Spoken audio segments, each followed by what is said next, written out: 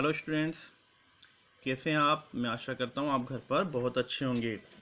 Class 8th में हिंदी की book निकाल लीजिए। लेसन 3rd अपन ने कंप्लीट कर लिया था। आज हम लेसन 4th करेंगे। ठीक है, दीवानों की हस्ती। भगवती चरण वर्मा द्वारा आज़ादी के समय जो हमारे स्वतंत्रता सेनानी थे, जिन्होंने स्वतंत्रता के लिए जंग लड़ी थी, उनके बारे में, उनकी मानसिक दशा के बारे में, उनके जोश के बारे में, उनके उत्साह के बारे में कवि ने अपनी कविता के माध्यम से हमको बताना चाहा है। तो आइए हम देखते हैं कि उस समय कवि हमसे स्वाधीनता संग्राम वाले समय के दौरान उत्साह और उमंग जो स्वतंत्रता सेनानियों के अंदर था, उसको कैसे ये बताते हैं। हम दीवानों की क्या हस्ती है, आज यहाँ कल वहाँ चले, मस्ती का आलम साथ चला, हम धूल उड़ाते जहाँ चले। आए बनकर उल्लास अभी, आंसू बनकर बह चले अभी, सब कहते ही रह गए अरे तुम कैसे आए कहाँ चले। भगवती चरण वर्मा द्वारा जो ये दो अंतरे यानी दो पैराग्राफ आपके सामने रखे, इसमें देखते हैं कि हम दीवानों की क्या हस्ती। ठीक है, दीवाने मतलब मस्ती भरा जीवन जीने वाले व्यक्ति। और उस समय मस्ती भरा जीवन जीने वाले व्यक्ति कौन थे? स्वतंत्रता सेनानी हमारे। आज यहाँ कल वहाँ चले, मस्ती का आलम साथ चला, हम धूल उड़ाते जहाँ चले। हस्ती का मतलब होता है सामर्थ्य, और मस्ती का मतलब होता है खुशी। आलम का मतलब होता है संसार, और धूल उड़ाने का मतलब होता है खुशी मनाना। उल्लास का मतलब जानते ही आप, प्रसन्नता होता है। तो प्रस्तुत जो कविता में कवि बताना चाह रहे हैं कि आज़ादी के लिए, हमारे देश की आज़ादी के लिए जिन लोगों ने अपना सर्वस्व लुटा दिया, वो बोल रहे हैं कि हम दीवानों की क्या हस्ती है, आज यहाँ कल वहाँ चले, मस्ती का आलम साथ चला, हम धूल उड़ाते जहाँ चले। बता रहे हैं कि जो स्वतंत्रता सेनानी थे हमारे, वो अपना सर्वस्व लुटा देने वाला और अपने मन में जोश भरे हुए हैं। ठीक है, हम दीवानों की क्या हस्ती। इसके लिए उनके लिए देश की जो गरिमा थी वो सर्वोपरि थी। यानी अपने लिए कुछ भी उनका इम्पोर्टेंट नहीं था, ना अपना परिवार, ना अपना पैसा, ना अपना धन। उनके लिए तो बस एक ही चीज़ इम्पोर्टेंट थी कि हमारे देश की गरिमा कैसे न कैसे रखी जाए और इस अंग्रेजों से हमारे देश को मुक्त कराया जाए। उनकी अपनी कोई हस्ती नहीं दिखाई देती थी। हम दीवानों की क्या हस्ती मतलब उनको अपना अस्तित्व कुछ भी नजर नहीं आता था। वो तो केवल अपने देश के अस्तित्व के बारे में ही सोच देते थे। ये आज़ादी के जो दीवाने हैं, उनकी हस्ती का कोई मतलब नहीं है, क्योंकि उन्होंने अपना जीवन तो किसके ऊपर निछावर कर रखा था? अपने देश के ऊपर कर रखा था। है आज यहाँ कल वहाँ चले। जो लोगों में उत्साह, उमंग और जोश भरने के लिए वो कह रहे हैं, हे आज यहाँ कल वहाँ चलें। हमारी क्या हस्ती है? हमारी कोई हस्ती नहीं है, और हम आज यहाँ हैं कल वहाँ हैं, क्योंकि हमें तो स्वतंत्रता प्राप्त करनी है। स्वतंत्रता के लिए हमारा कोई एक ठिकाना नहीं है, कभी हम यहाँ पर हैं, कभी वहाँ पर हैं। पहले जब स्वतंत्रता सेनानी होते थे तो उनके पीछे अंग्रेजी सरकार और अंग्रेजी हुकूमत पड़ी रहती थी, तो उनको उनसे बचने के लिए बार बार जगह चेंज करनी पड़ती थी, बार बार स्थान चेंज करना पड़ता था। वो देश में कहीं एक स्थान से दूसरे स्थान पर घूमते रहते थे। और क्यों घूमते थे वो? ताकि लोगों के मन में उत्साह और उमंग भरी रहे, जोश बना रहे, और आज़ादी का जो सपना देख रहे थे वो पूर्ण हो सके। मस्ती का आलम साथ चला, हम धूल उड़ाते जहाँ चले। ये जो दीवाने थे, यानी ये जो स्वतंत्रता सेनानी लोग थे, ये लोग जहाँ भी जाते वहाँ हर्षोल्लास लाते। मस्ती का आलम साथ चला, ये जहाँ भी जाते थे मस्ती का आलम। मस्ती का आलम मतलब होता है जोश, उत्साह, उमंग, एक नया संचार जो जीवन में होता है, ये अपने साथ लेकर चलते थे। ये हम धूल उड़ाते जहाँ चले, और ये लोग जहाँ जहाँ चलते थे वहाँ ऐसा लगता था कि खुशी का माहौल है। खुशी का माहौल कैसा है कि हम लोग एक दिन ऐसा जरूर आएगा जिस दिन इन अंग्रेजों को भगाएंगे और हमारे देश को स्वतंत्र कराएंगे। आए बनकर उल्लास अभी, आंसू बनकर बह चले अभी, सब कहते ही रह गए अरे तुम कैसे आए और कहाँ चले। कवि बता रहे हैं कि आए बनकर उल्लास अभी, ये ऐसे आते थे जैसे खुशी, उमंग और तरंग, एक नई स्फूर्ति जीवन में आ चुकी है। इनके आने से हर तरफ खुशी खुशी नजर आती थी।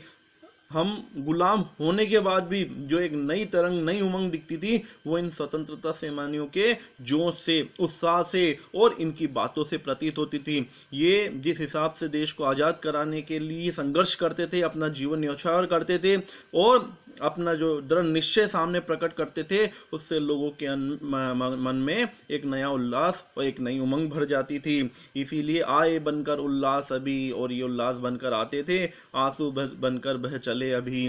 और जब ये वहाँ से जाते थे, जिस स्थान से जाते थे, वहाँ लोगों के आंसू निकलते थे, वो रोते थे, क्योंकि इनके जाने से उनको अच्छा नहीं लगता था।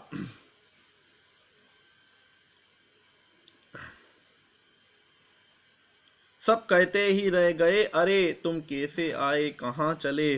और लोग उनसे कहते थे कि तुम अभी तो आए हो, अभी कहाँ जा रहे हो, अभी तो यहाँ रुको, तुम कैसे आए कहाँ चले, अभी अभी तो आए थे, इतनी जल्दी कहाँ चल दिए, तुम्हें तो यहाँ भी कुछ और दिन रुकने चाहिए। लेकिन वो तो एक स्थान पे रुकने वाले लोग नहीं थे, पूरे देश में एक उत्साह और उमंग और जोश भरने वाले लोग थे, और उनका मुख्य उद्देश्य स्वतंत्रता था।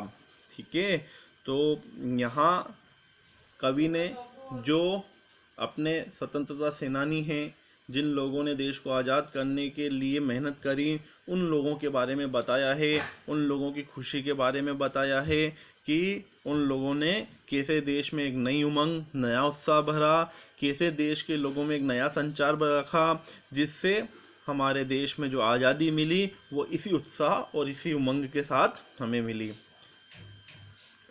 आगे और 4 पैराग्राफ हैं, पढ़ देता हूँ मैं।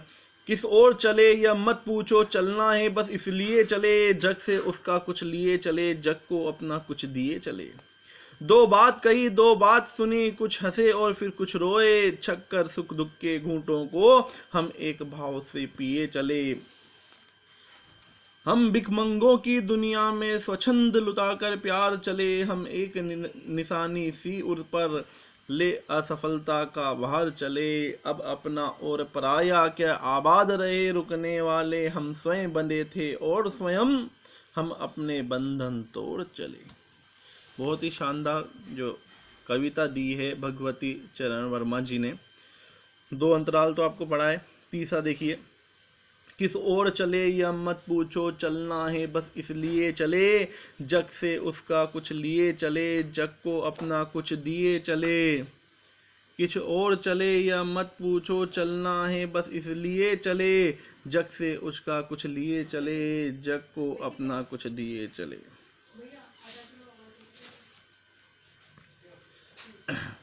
दीवाने कहते हैं, दीवाने कौन से? स्वतंत्रता सेनानी, जिन्होंने स्वाधीनता के लिए अपना सब कुछ न्यौछावर कर दिया। वो कहते हैं किस ओर चले यह मत पूछो, हम कहाँ जा रहे हैं ये मत पूछो, हमारा तो एक ही लक्ष्य है, स्वतंत्रता। क्या है हमारा लक्ष्य? स्वतंत्रता। क्योंकि स्वतंत्रता के लिए वो एक स्थान से दूसरे स्थान पर जाना जरूरी है, क्योंकि जब तक लोगों के अंदर उमंग नहीं आएगी, उत्साह नहीं आएगा, जोश नहीं आएगा, तब तक हमें स्वतंत्रता कैसे मिलेगी। तो किस ओर चले यह मत पूछो।